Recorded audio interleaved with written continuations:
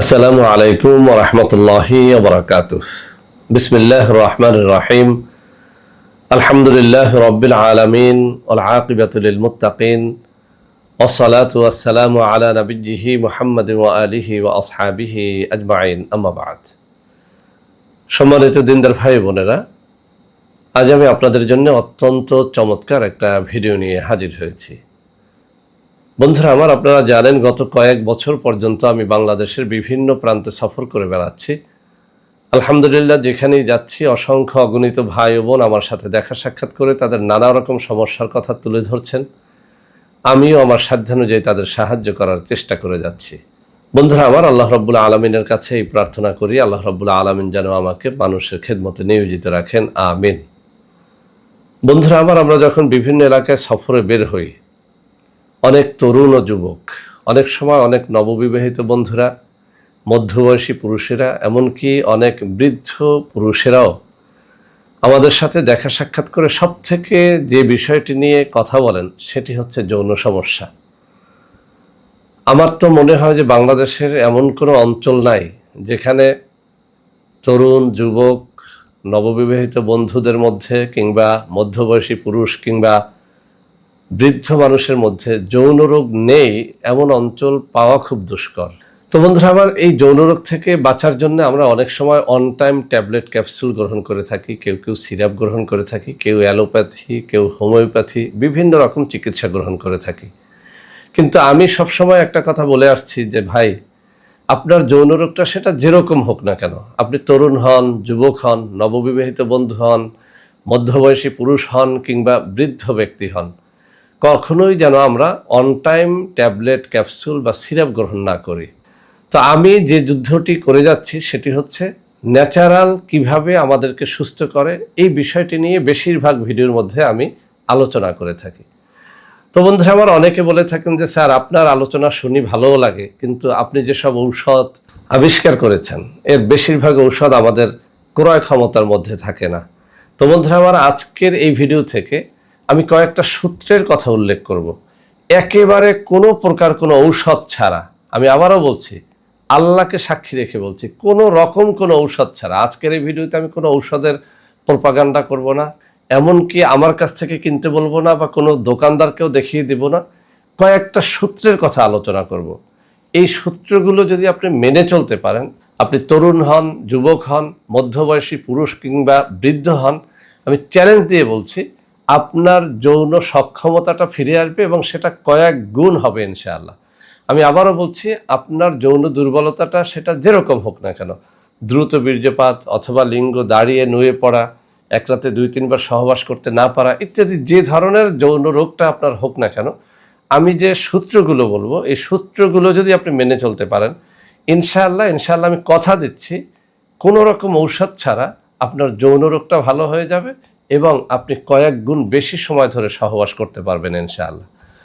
তো বন্ধুরা আমার, প্রথম যে সূত্রটা সেটা হচ্ছে পরিমিত ঘুম। বন্ধুরা আমার এই কথাটাকে আপনারা অবহেলার চোখে দেখবেন না। পরিমিত ঘুম কাকে বলে? আপনার দৈনিক কমপক্ষে 6 ঘন্টা ঘুমানো। এই ঘুমটাও হতে হবে একেবারে নির্ভেজাল একটা ঘুম। বন্ধুরা আমার, আমি অনেকের কাছেই একটা কথা জিজ্ঞেস করে থাকি, আজও জিজ্ঞেস করছি। আমরা যখন ঘুমিয়ে থাকি, আপনারা খেয়াল করলে দেখবেন যে ভোর রাতের দিকে যখন আমাদের ঘুম ভাঙে তখন কিন্তু অটোমেটিক্যালি কোনো কারণ ছাড়াই আপনার আমার লিঙ্গ দাঁড়িয়ে থাকে।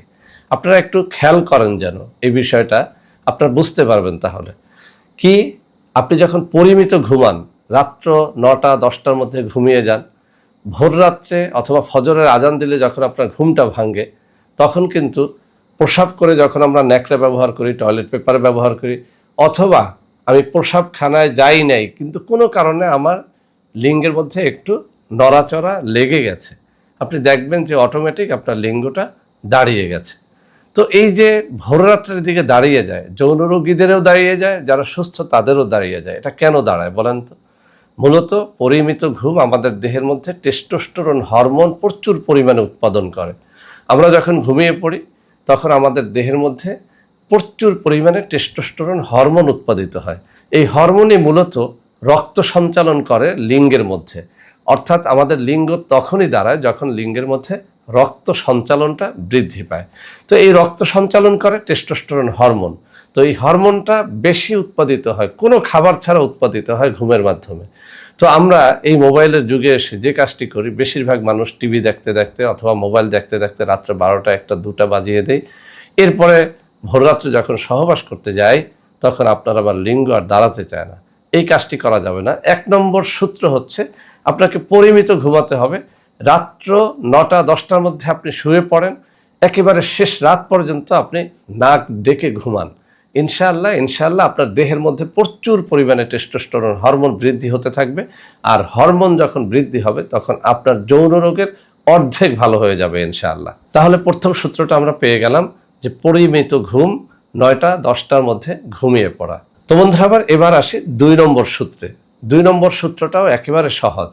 আপনি রাতের প্রথম ভাগ, দ্বিতীয় ভাগ, তৃতীয় ভাগ পর্যন্ত একেবারে ঘুমন্ত থাকবেন।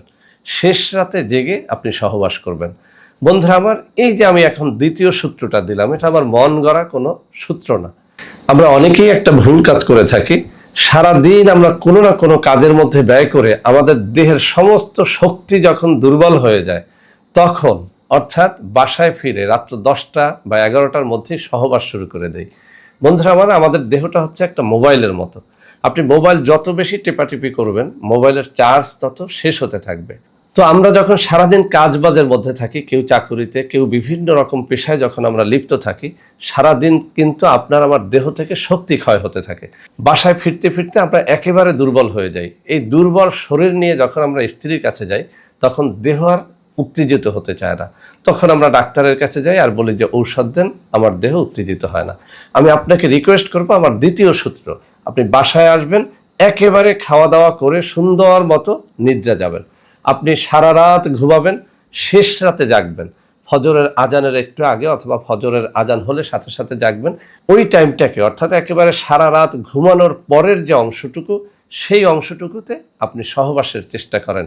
আমি চ্যালেঞ্জ দিয়ে বলছি, আপনি অনেক বেশি সময় নিয়ে সহবাস করতে পারবেন ইনশাআল্লাহ। বন্ধুরা এবার আসি 3 নম্বর সূত্র। 3 নম্বর সূত্রটা কি? আপনি যখন সহবাসে যাবেন, আমি আবারও বলছি, আপনি যখন সহবাসে যাবেন খুব বেশি সময় নিয়ে আপনি ফোরপ্লে করবেন না। অর্থাৎ আপনি যদি স্ত্রীকে জাগাতে, অর্থাৎ আপনি স্ত্রীকে আপনার দিকে আহ্বান করলেন, স্ত্রী বলল যে আমি একটু ব্লাউজটা পাল্টিয়ে আসি, কাপড়টা পাল্টিয়ে আসি, একটু বাথরুম সেরে আসি, এভাবে করতে করতে আপনার দাঁড়ানোর লিঙ্গটা আস্তে আস্তে নুয়ে পড়ে। কেননা যারা যৌন রোগী, বিশেষ করে তাদের লিঙ্গের মধ্যে কিন্তু রক্ত সঞ্চালিত অবস্থাটা বেশি সময় থাকে না। হয়তো বা দাঁড়িয়েছে, কিছুক্ষণের মধ্যেই রক্ত আবার ব্যাক করে, আস্তে করে লিঙ্গটা নুয়ে যায়। সেজন্য যে কাজটি করতে হবে, আপনি যেদিন সহবাস করবেন ওই রাতেই স্ত্রীকে বলে রাখবেন আজ আমরা সহবাসে লিপ্ত হব ভোররাত্রের দিকে। স্ত্রীকে মোটামুটি একটা প্রস্তুতি আগেই সম্পন্ন করে শুতে বলবেন। ভোররাত্রে স্ত্রী জাগবে, আপনিও জাগবেন, স্ত্রীকে সুন্দরভাবে আলিঙ্গন করবেন। কিছুক্ষণের মধ্যেই আপনার লিঙ্গ দাঁড়িয়ে গেলে 3-4 মিনিটের মধ্যে আপনার দাঁড়ানো লিঙ্গ আপনি প্রবিষ্ট করুন, অর্থাৎ আপনি সহবাসে লিপ্ত হয়ে যান। আমি চ্যালেঞ্জ দিয়ে বলছি, যদি আপনি আমার এই তৃতীয় সূত্রটাকেও ফলো করেন, অর্থাৎ ভোররাত্রে জাগবেন, জাগার পরে আপনি স্ত্রীকে ফোরপ্লে করতে গিয়ে বেশি সময় নষ্ট করবেন না। 2 থেকে 3 মিনিট বা 4 মিনিটের মধ্যে আপনার স্ত্রীর যোনিতে আপনার লিঙ্গ প্রবেশ করান। ইনশাআল্লাহ আপনি বেশি সময় ধরে আপনি সহবাস করতে পারবেন। বন্ধুরা 4 নম্বর সূত্রটা কি? সেটি হচ্ছে আপনার পেটটাকে ভালো রাখা। বন্ধুরা আমরা সবাই জানি, আমরা যা কিছু খাই, ঔষধ বলেন, ক্যাপসুল বলেন, সিরাপ বলেন, ডিম, দুধ, কলা, আপেল, আঙ্গুর যা খাই, সব কিছু প্রথমত পেটে যায়। পেট এটাকে যদি সঠিকভাবে হজম করতে পারে, পেট থেকে এর শক্তিটা কোনো অংশ চোখ পায়, কোনো অংশ কান পায়, কোনো অংশ আমার লিঙ্গ পায়, কোনো অংশ আমার চুল পায়। এভাবে করে পেট থেকে শক্তিটা ভাগ হয়ে সমস্ত শরীরে চলে যায়। কিন্তু আপনি আমি যখন কোনো খাবার গ্রহণ করি আর পেট যদি সেটাকে ভালোভাবে হজম করতে না পারে, তাহলে ওই খাবারের সমস্ত শক্তি প্রস্রাব এবং পায়খানার সাথে পড়ে যায়। তো বন্ধুরা পেটটাকে ভালো রাখার জন্য ভাজা পোড়া এবং নোংরা খাবার থেকে আপনাকে বিরত থাকতে হবে। পুষ্টিকর খাবারের তালিকা আমরা একটু ইউটিউব ঘাটলেও পাবো, গুগল ঘাটলেও পাবো। দুধ, ডিম, কলা, আপেল, আঙ্গুর, খেজুর, কিশমিশ, বাদাম, এগুলো নিয়ে আমি প্রচুর ভিডিও করেছি। যে খাদ্যগুলো আপনার যৌন শক্তিকে বাড়ায়, ওই খাদ্যগুলো খাবেন এবং যে খাবারগুলো আপনার পেটে ডিস্টার্ব তৈরি করে, বিশেষ করে ভাজা পোড়া তৈলাক্ত খাবার এড়িয়ে চলবেন। ইনশাল্লাহ আপনার পেটটা ভালো থাকবে। তাতেও যদি পেট ভালো না থাকে, অন্তত মেথি সকালে 1 চা চামচ করে খান, রাতে 1 চা চামচ করে খান, আপনার পেটটা ঠান্ডা থাকবে।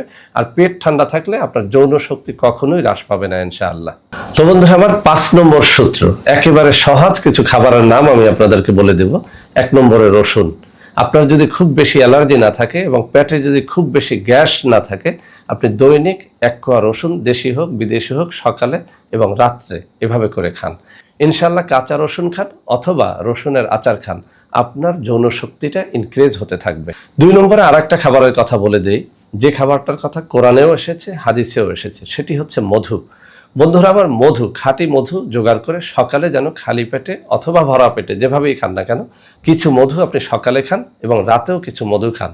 ইনশাল্লাহ মধুর মধ্যে এমন সব বরকত রয়েছে যেটা আপনার যৌন শক্তিকে প্রচুর পরিমাণে বৃদ্ধি করতে পারে। 3 নম্বর আর একটা সহজ খাবারের কথা বলে দিই, কালো জিরা। কালো জিরা একেবারে সস্তা একটা ভেষজ। আপনি কালো জিরা অথবা কালো জিরার তেল, কালো জিরার তেল যদি খান 1 চা চামচ বা হাফ চা চামচ করে 2 বার খান। আর যদি কালো জিরা খেতে পারেন, 1 চিমটি পরিমাণে কালো জিরা সকালে এবং রাত্রে চিবিয়ে খান, আপনার যৌন শক্তি অনেক বাড়বে। বন্ধুরা আমার, একটু আগে যে মেথির কথা বলেছি, এই মেথিও কিন্তু যৌন শক্তিকে বাড়ায়।